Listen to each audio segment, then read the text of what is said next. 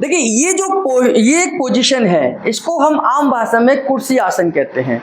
कुर्सी आसन में हमने क्या करा, देखिए ये पेशेंट सीधे लेटते हैं, दोनों हाथ नीचे हैं, इनके रिलैक्स हैं, और दोनों पैरों को हम कुर्सी के ऊपर रखते हैं। सामने एक कुर्सी रखनी है, दोनों पैरों को इस तरीके से रखना है, और ये 101% रिलैक्सेशन है पेट और पीठ की।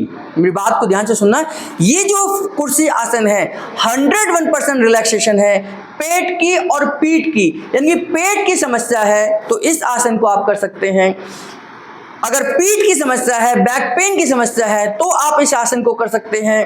आपको स्लिप डिस्क है, हर्निएशन है, बल्ज है, लॉर्डोसिस है, लिस्थेसिस है, साइटिका है ना, कोई भी समस्या है कमर की, क्योंकि इसमें आपको कोई तकलीफ नहीं होगी।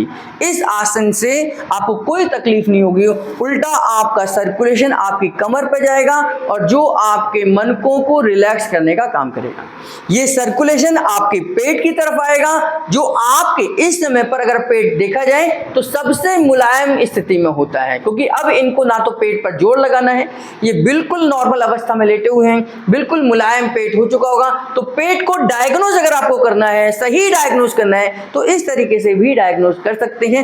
पेट में एसिडिटी है, गैस है, बदहजमी है, लूज मोशन को छोड़कर कॉन्स्टिपेशन है, लूज मोशन में इस एक्सरसाइज को नहीं करेंगे, कॉन्स्टिपेशन में कर सकते हैं, कोलाइटिस में कर सकते हैं, IBS में कर सकते हैं।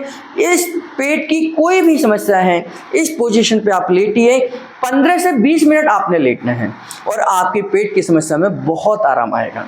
आपको नाभि की समस्या है, नले की समस्या है, कोड़ी की समस्या है, इन तीनों में भी ये आसन आप कर सकते हैं। तो पेट में एक लूज मोशन को छोड़कर, डिसेंट्री को छोड़कर सभी पेट की समस्याओं में इसका लाभ है।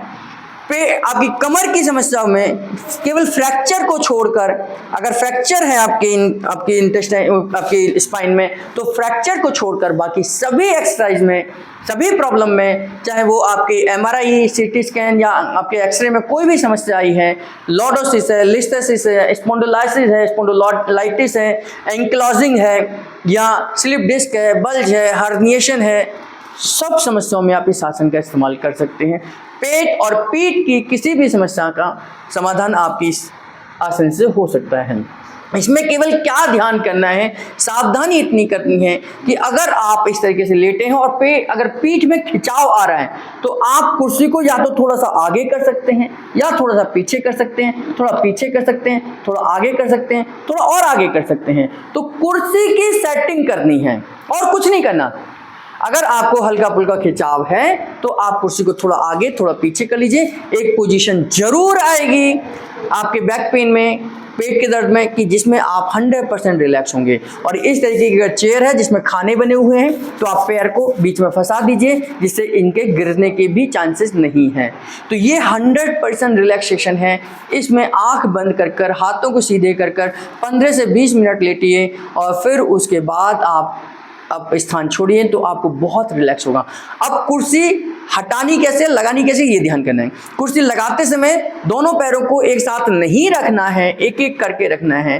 दोनों पैरों को थोड़ा सा गैप कर लीजिए, दोनों को एक इधर रख लीजिए, एक इधर रखिए, बीच में कुर्सी रखिए, फिर एक पैर को उठाकर इस पर रखिए, दूसरे पैर को उठाकर यहाँ रखिए, फिर आप कुर्सी को सेट करिए। अब कुर्सी निकाल ली है तो कैसे करेंगे, पहले थोड़ा सा पैरों को कुर्सी को पीछे की तरफ लेकर आएंगे, यानी कि इस खाने से बाहर निकालेंगे। हमने ये दोनों पैरों को खाने से बाहर निकाला। अब ये पैर को ऊपर की तरफ मोड़ते हुए यहाँ रखेंगे, इस दूसरे पैर को मोड़ते हुए यहाँ रखेंगे और थोड़ी देर के लिए दोनों पैरों को सीधा कर देंगे, खिसकाते हुए। उठाकर नहीं रखना, ध्यान करना, ये पैर ऐसे उठाकर सीधे नहीं करने। जब भी आपने कुर्सी आसन कर रहे हैं, धीरे से यहाँ से एड़ी के बल खिसकाते हुए नीचे लेके जाएंगे, दोनों पैरों को नीचे कर देंगे, 1 मिनट तक सीधा होकर रिलैक्स करेंगे, यानी कि पैरों को सीधा कर रिलैक्स करेंगे बॉडी को, और 1 से 1.5 मिनट के बाद आप करवट का सहारा लेकर अपने स्थान को छोड़ सकते हैं। ये कुर्सी आसन है, बहुत उपयोगी है और रामबाण इलाज है आपके पेट के लिए और पीठ की समस्याओं के लिए। धन्यवाद।